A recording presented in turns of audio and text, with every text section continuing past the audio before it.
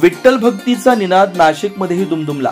आषाढी एकादशीच्या निमित्तानं श्री कालिका देवी मंदिरात झालेल्या जय हरी विठ्ठल या भक्तिगीत कार्यक्रमानं नाशिककरांच्या मनात पांडुरंगाची भक्ती नांदली।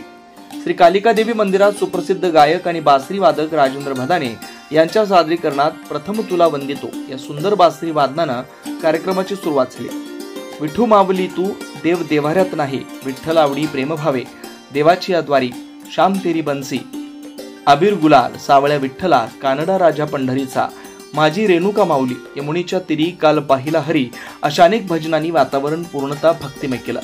कार्यक्रमाची सांगता मै धरू तिहार ध्यान या भैरवी रागातील भक्तिगीतानं करण्यात आला।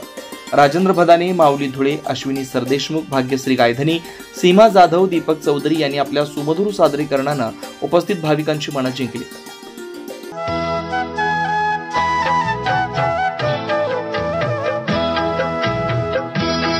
उभय ठेविले हात कटीवर, पुतळा चैतन्या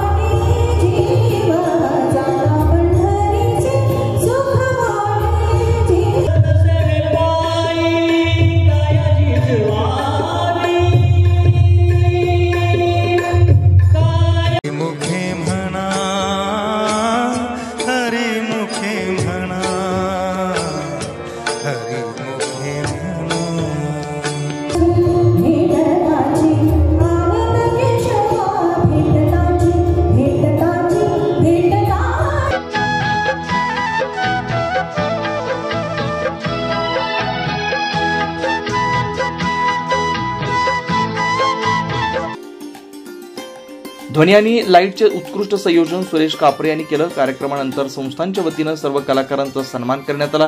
प्रमुख गायक आणि मान्यवरांच्या हस्ते पांडुरंगाची आरती देखील पार पडली। या कार्यक्रमाला संस्थांचे अध्यक्ष केशवराव अण्णा पाटील, सुभाष तळाजिया, राजेंद्र शेळके, डॉक्टर प्रतापराव कोठावळे, किशोर कोठावळे, नितीन लोणारी, आबासाहेब पवार, संतोष कोठावळे, विशाल पवार आदी मान्यवरांची उपस्थिती लाभली। कार्यक्रमाला अन्य मान्यवरांमध्ये दत्ता पाटील, पांडुरंग माढोकर, सुरेंद्र पाटील, भरत पाटील आणि मंदिराचे मुख्य पुजारी पुराणिक गुरुजी यांची उपस्थिती होती। पंढरीच्या विठ्ठलाप्रती असलेली भक्ती नाशिकमध्ये पाहायला मिळाली।